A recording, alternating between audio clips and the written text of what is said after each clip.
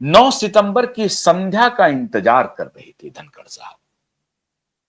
अब मैंने आपको बताया था ना कि उस फार्म हाउस में पूरी प्लानिंग हो रही थी, कवायद चल रही थी। हालांकि धनखड़ साहब को मालूम था कि ऐसा होने वाला कुछ नहीं है, नहीं होगा, लेकिन ठकुर सुहाती करने वाले लोग, सोशल मीडिया पर रोज कमेंट लिखने वाले लोग कि अभी नहीं तो कभी नहीं, अभी नहीं तो कभी नहीं, यही मौका है, मोदी को एकदम से हटाओ, यही मौका है।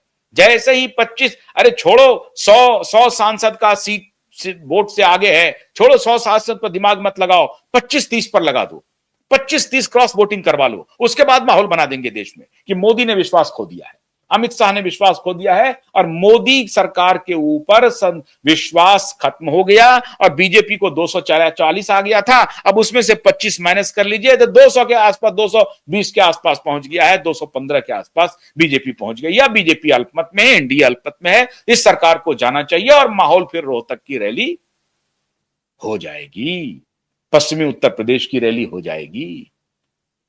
और उसकी तैयारी शुरू हो गई कि जयंत चौधरी ने कह दिया, उसने कह दिया, टिकैत ने कह दिया है, जाट गुस्से में है,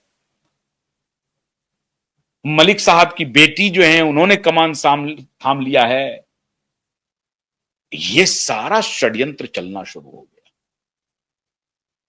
लेकिन धनखड़ साहब मौन धारण किए हुए थे। धनखड़ साहब को मालूम था, क्योंकि वो कुछ दिन उन्होंने बीजेपी में गुजारा है, बीजेपी में गुजारा है तो कुछ दिन समझिए कि गुजरात में भी गुजारा है, कुछ दिन तो गुजारो गुजरात में, तो वही हो गया। तो धनखड़ साहब को मालूम था कि बीजेपी एक कैडर वाली पार्टी है, अगर उसके पास 240 लोकसभा में है और राज्यसभा में जो सीट है उसमें से तो एक भी हिलेगा नहीं। रही बात एनडीए की, तो साहब ये अमित शाह और मोदी की जो फ्लोर मैनेजमेंट है वो अद्भुत है। वो फ्लोर पर किसी और को टिकने नहीं देता है, ये फ्लोर का मैनेजमेंट तो जबरदस्त है।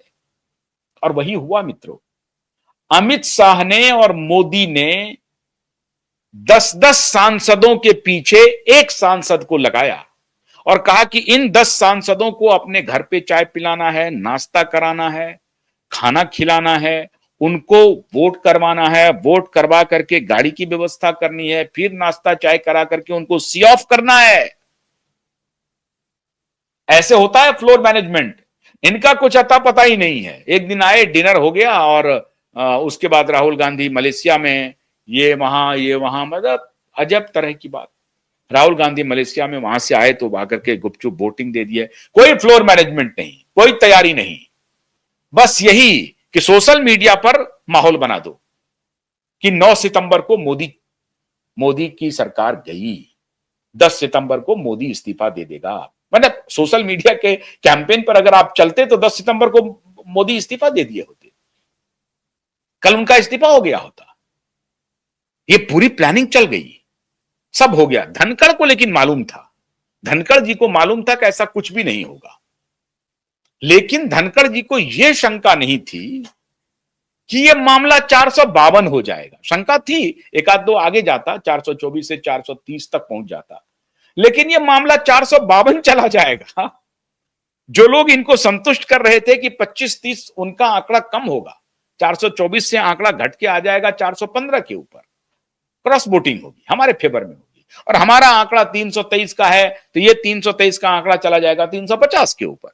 इतने में तो हम लोग माहौल बना देंगे, हारेंगे फिर भी चुनाव, लेकिन हम माहौल बनाने की बात कह रहे हैं। माहौल बनाना है, अगले 6 महीने में मोदी को हटाना है ना, इसका टारगेट है कि अगले 6 महीने में मोदी को हटा देना है, ऐसा माहौल बना देना है, नेपाल जैसा माहौल कर देना है। और जाट गुस्से में है, ये नारा दे देना है। कोई जाट गुस्से में नहीं है, हर जाट समझ रहा है कि धनखड़ साहब क्या हैं और वो मलिक साहब क्या थे। हर जाट समझ रहा है, इनका आटा दाल का भाव एक एक जाट को मालूम है, तो जाट इनके झांसे में नहीं आने वाले हैं। इन्होंने तैयारी कर ली थी, मोदी को हटाओ। तो संध्या 7:25 में और 7:30 बजे 9 तारीख को रिजल्ट का अनाउंसमेंट हुआ और 452 मतों से 452 मतों से पार पार अहेड जीत दर्ज की राधाकृष्णन जी ने। अब इनकी सारी प्लानिंग ध्वस्त हो गई, साहब ये मुमकिन नहीं है। ये तो गलती से 240 हो गया था लोकसभा में, लेकिन उसके बाद मोदी का परफॉर्मेंस लगातार हो रहा है। जैसे शेर अपने शिकार के लिए 2 कदम पीछे हटता है, तो 240 में 2 कदम पीछे हटा जरूर, लेकिन हरियाणा जीता थंपिंग मेजोरिटी से, महाराष्ट्र जीता थंपिंग मेजोरिटी से, इतिहास बना दिया। और उसके बाद उपराष्ट्रपति चुनाव भी जीत लिया, जिसमें कि पूरी संभावना थी, जिसमें एकदम सब कुछ। यहां तो वोट चोरी का भी नहीं खेल है, यहां तो वोट चोरी का भी आरोप नहीं लगा सकते, यहां तो सबको मिल जाना था, मिला लेते। मोदी से विरोध है पूरा। आप तो कह रहे थे कि मोदी के सबसे ज्यादा विरोधी बीजेपी में है, सबसे ज्यादा विरोधी। सारे पत्रकार जो बड़े बड़े पत्रकार, पंडित पत्रकार हैं, उनको पूछिए तो वो सारे लोग दिल्ली के पावर गैलरी में कहेंगे मोदी का सबसे बड़ा विरोध तो बीजेपी के अंदर है। तो बीजेपी के अंदर है तो उनमें रीढ़ क्यों नहीं है, उन नेताओं में रीढ़ क्यों नहीं है मोदी का विरोध करने का? कौन रोक रहा है उनको? अगर विरोधी ही बीजेपी में है तो वो विरोध करके सड़क पर आ जाएं। सड़क पे आ नहीं रहे हैं, वो विरोध कर नहीं रहे हैं। अब इनको परेशानी है, कितना डरा देता है। जब ये कहानी शुरू हुई, अब देखिए कहानी, बीजू जनता दल के सभी सांसदों ने एब्सटेन किया, बोला हम भाग नहीं लेंगे। केसीआर के सांसद ने समर्थन दे दिया। जगनमोहन रेड्डी वाईएसआर का बेटा समर्थन दे दिया। तो जब केसीआर ने समर्थन दे दिया, बीजू जनता दल एब्सटेन कर गया और जगनमोहन रेड्डी ने समर्थन दे दिया, तो कहना शुरू किया कि सबको सीबीआई भेज दिया, ईडी भेज दिया, फोन कर दिया। अमित शाह ने फोन किया कि कल सीबीआई पहुंच जाएगी, ईडी पहुंच जाएगी, परसों पहुंच जाएगी।